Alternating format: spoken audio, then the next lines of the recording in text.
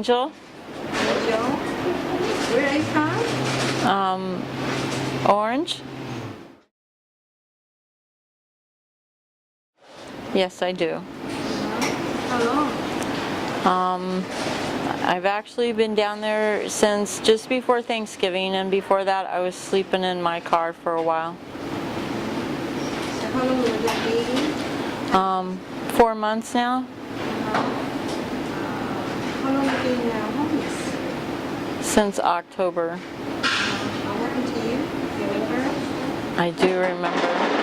I do remember.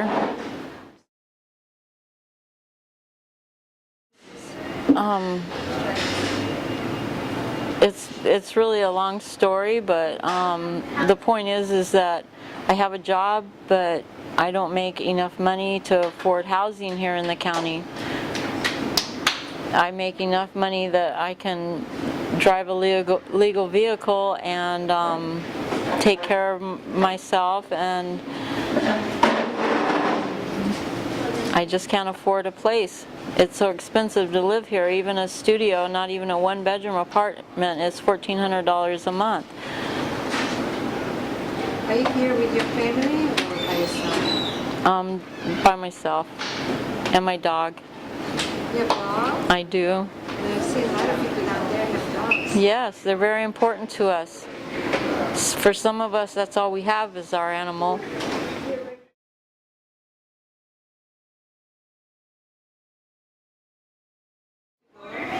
Right, you can't come with your pets, and for a lot of us, that's the only loyal friend we have. That's the only one we know that cares about us.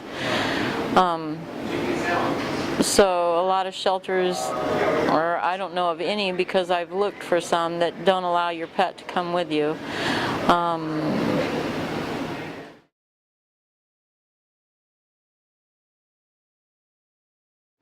Absolutely, absolutely. I do think so. I do.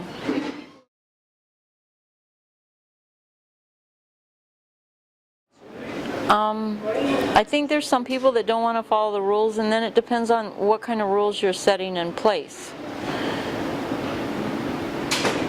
and how much leeway you would give to somebody to actually, you know, you don't kick them out because they didn't show up at a 10 o'clock curfew because they went somewhere that they were trying to find a job or left their job, or maybe they just saw an old family member, you know, and they stayed too long enjoying themselves and couldn't get back to the shelter in time.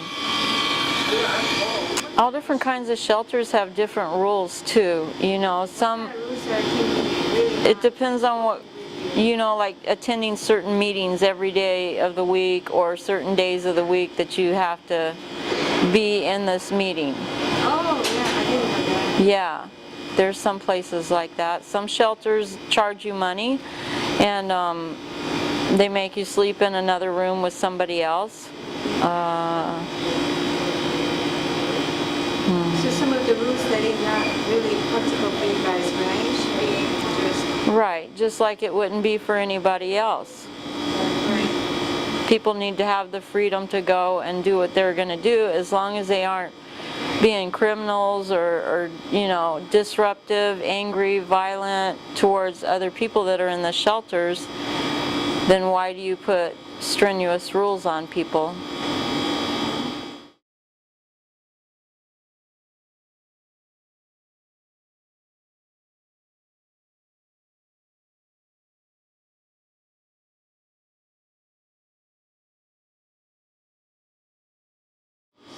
Definitely job skills, but when you're homeless, it's super hard to get up and just take care of yourself.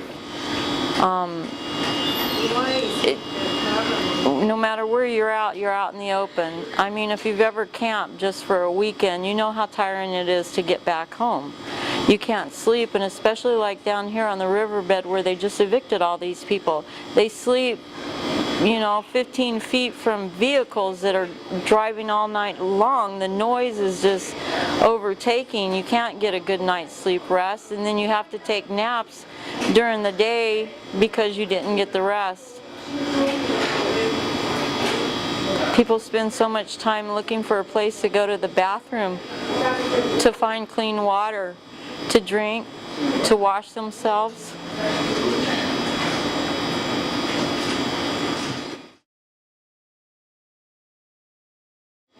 Oh, absolutely. The noise is horrendous.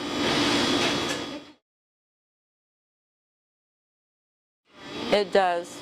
The whole situation can affect your health. They say that after 2 years of being homeless, your mental health declines. I know that in the storms a couple of weeks ago, I could feel my mental health declining.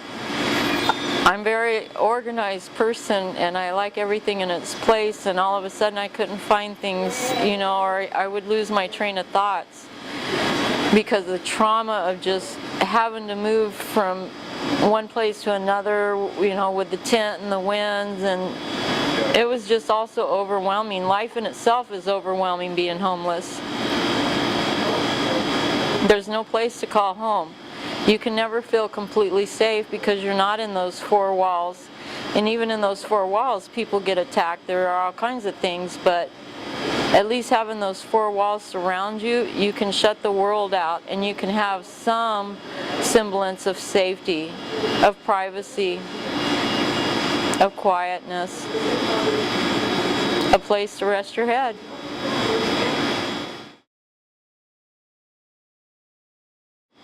I don't know, one over the other. I just don't know. To get up every day and say, I need to get myself clean. I need to get up and go to work. I need to protect my dog. I need to make sure that she's safe. It's very time consuming. Oh. I know that I've sunk down to where I could feel that maybe I would be hopeless. But I have a God that's bigger than any hopelessness I have, but some people don't have that. Some people don't believe in God and they just become hopeless.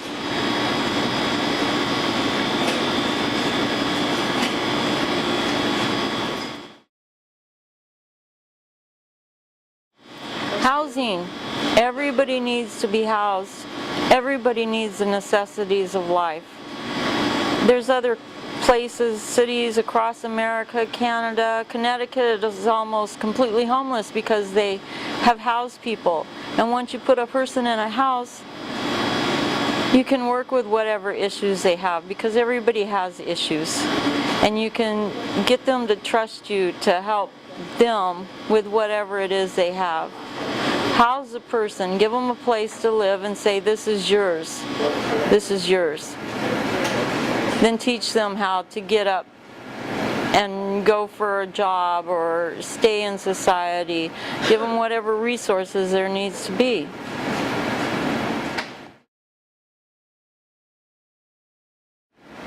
I would like to help the homeless.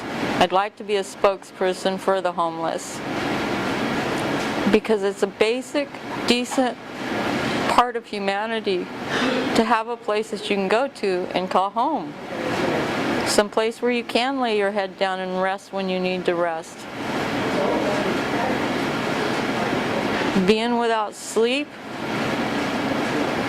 it can cause you to go insane. It's one of the vital ingredients that we need to have a healthy life.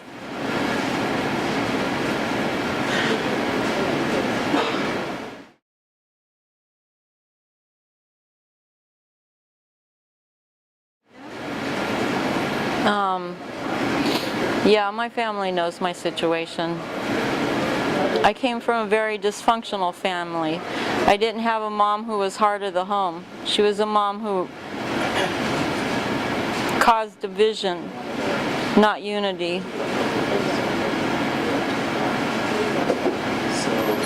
Every form of abuse there was, I've been through. As a child, I was told I was no good, and that my parents washed their hands of me. I believe those lies. I have a daughter and a son, and my son and I don't speak. I have a daughter that has a son and a daughter. They're my grandchildren. I love them dearly, but they moved up into Washington in November, so I haven't seen them, so I've been without any family.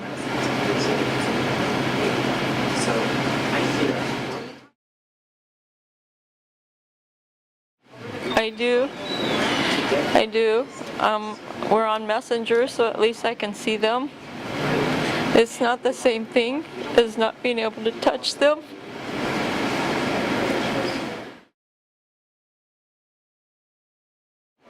If I could find a job where I could afford rent, but I don't think it would be conducive to me to living up there where it snows. A lot of people died up there this year in the winter that were homeless. So I don't think I would survive being homeless, especially with my dog.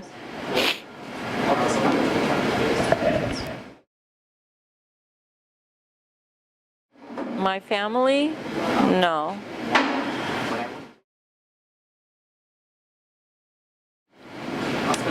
I don't know if they are or not. Maybe. It doesn't matter what they think.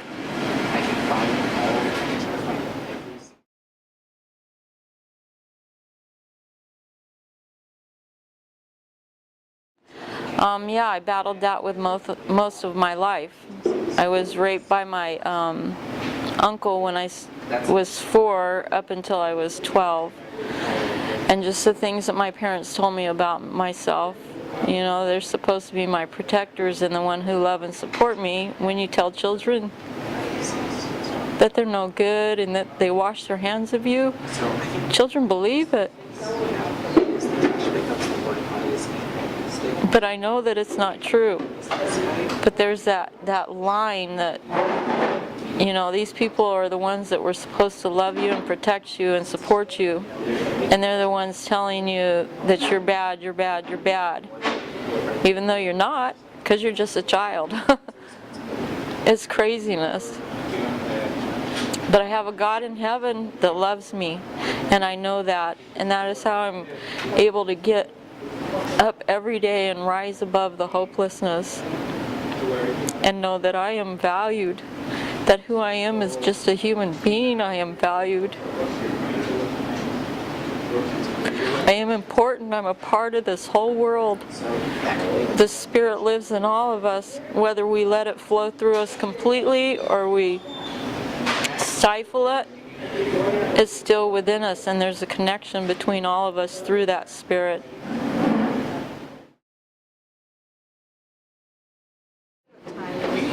Stereotyping homeless people. Oh yes, everybody's a drug addict, everybody's a drunk, everybody's a criminal, everybody's a thief, and it's just not so. How many forensic shows do we have? So many different types of forensic shows. We're all over this nation. People are murdered and killed and horrible, horrible, horrendous things. And they're in your homes. They're your neighbor. There's less crime down there in the riverbed than there is out there in the houses that you just don't read about. You don't listen to police scanners or whatever. You just don't ever hear about them. Yes, there's some things, but it's not like what most people say. Yes, there's some drug addicts, but there's drug addicts in homes too. Lots of them.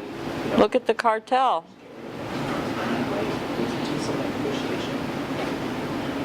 There's mentally ill, but there's also mentally ill in your homes.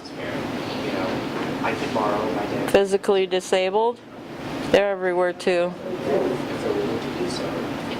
It's just that some people don't have homes to go to. Some people don't have families willing to let them in, accept them, help them. Some people don't know how to help. But there are many resources out there. I think communication between us is so important. I think that naysayers should just be put to the back burner. And people should open their hearts. And even if you can't touch the life of a homeless person, You can support somehow, some way. If nothing else, your voice, your opinion. What is it they say when a good man does nothing? The naysayers are the loudest people. They're the ones usually who get heard. We can confirm individual programs. Because they're screaming the loudest. But in the silence of social media, for those of you that care, you have a voice. You can sign a petition. You can help.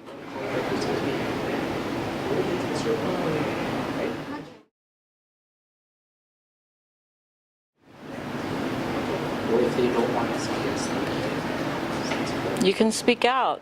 You can speak out to your city representatives, Congress, senators, President Trump. You can write letters. You can pick up a phone. Most people live with their phones in their hands. Why not do something good with it?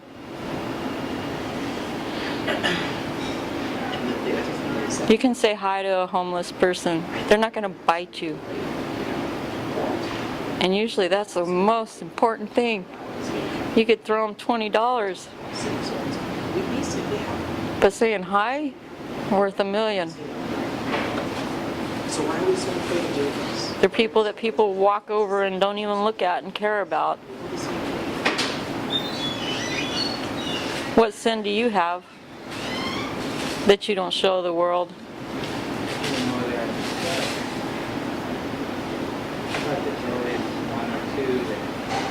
Is sin their crime of homelessness? So many people want to criminalize them. Criminalize somebody who works, who can't afford the rent that society says we should get because of greed.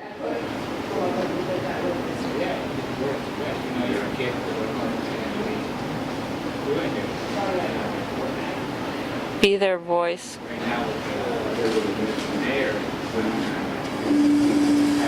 Give them a smile. Support whatever ministry you can.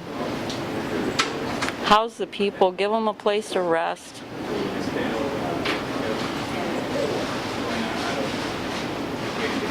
Don't just destroy their dignity. It's already bad enough that they're homeless and can't afford a place.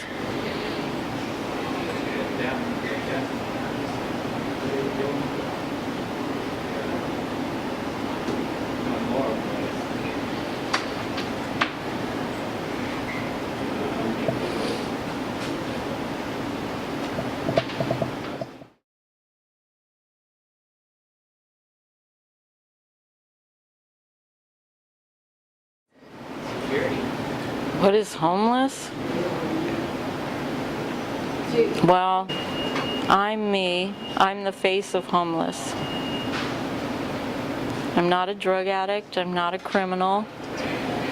I'm not mentally ill. Well, I don't know. Some of us are. Maybe a little bit of us are in everybody, but I am the face of homelessness in a society that looks for more money, that isn't going to fill that void that you're searching for.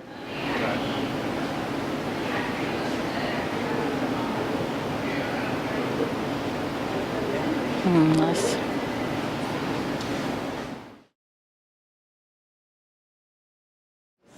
Anybody can be homeless. Yes. We all know that most people are living one paycheck away from being homeless. All it takes is something drastic to happen in their lives. You know, and you can think about something drastic that happened in your life. You know, everybody can. It's that one thing that can happen and put you on the streets, and once you're down there, it is so hard to get up. Mentally, emotionally, physically, financially, you've got all those things against you once you're homeless, houseless. Any place you go, you can lay your head and you can call it home because you're there. But not to have that place to go and lay your head down and rest, That is a sin against humanity.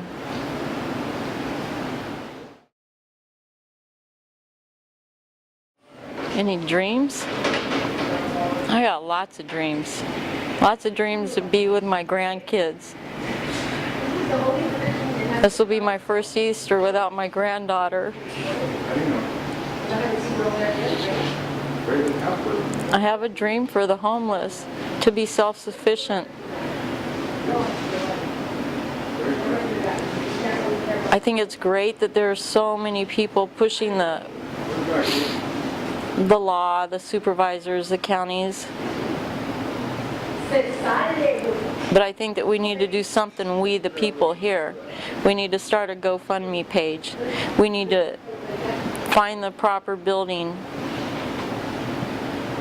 so that people can donate. Make a homeless thrift store.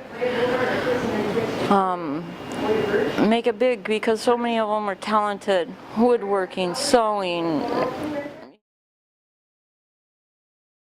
That we the people could do, because there's plenty of homeless advocates and lawyers that are fighting the cities, the councils, everywhere over the nation. And there's so many good people that want to help, they just don't know what to do. One of the ways is to set up a GoFundMe page and to find the proper property to have a homeless thrift store where people could donate, and some of that money could go, or all of that money could go to the people, the homeless. I don't know how that would work out, but there's somebody out there that has a business plan. There's somebody out there who knows accounting. There's so many ideas within all of us that if we put our heads together, something can be done in each city. A place where their talents can be brought out in them. You bring out somebody's natural talents, you're going to handle a lot of issues right there and give them a focus to get better in whatever they're doing. You give them a home and a place to use their talents, they're going to thrive. They're going to be great members of society. But when you beat them down and tell them that they're nothing but drug addicts, drunks, criminals, all you do is show who you really are inside. You're not fostering to help your fellow man. Am I my brother's keeper? Yes, I am. Because this is a small, small world, and we're destroying it every day with our vehicles, our factories, our plastic in the ocean.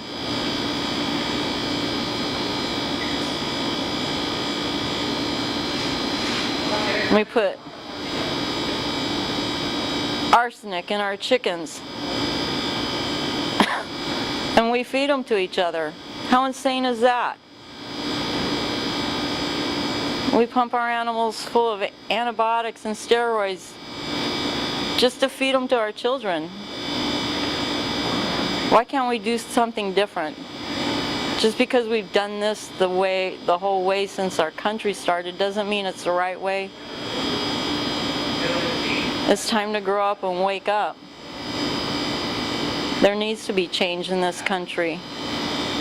Change from greed, from selfishness, from pride.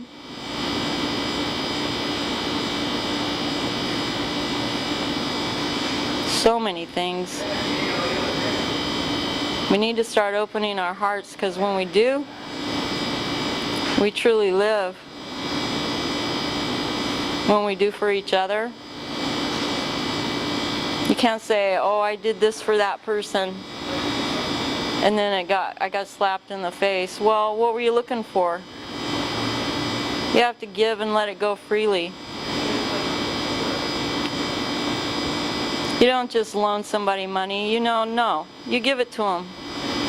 You give it to them and let it go. You don't expect it back.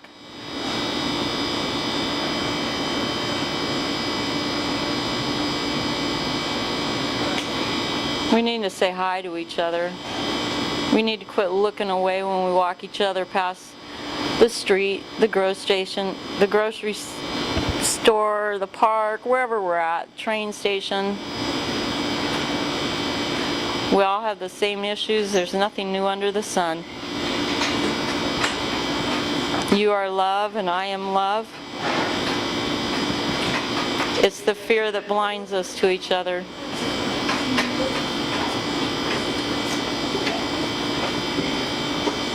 God is good.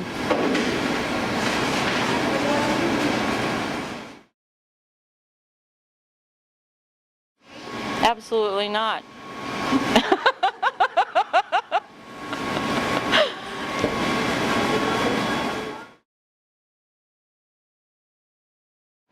Step out of the fear and be kind to each other. Fear is usually what keeps us apart. The fear, I don't know that person. We're supposed to be wise. We're supposed to know our own heart so that we can discern good from evil. Know your own heart so that you can see what is right and what is wrong. But be kind. Thank you.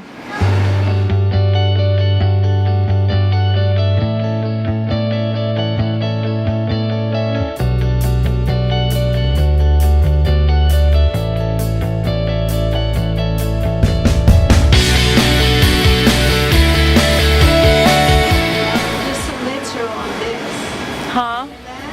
What? You're so natural on this one. I am? Yeah. I didn't think so. I didn't ask you that. You didn't talk I am, huh? I'm nervous, that's for sure. I was thinking, really, I was thinking, really secret.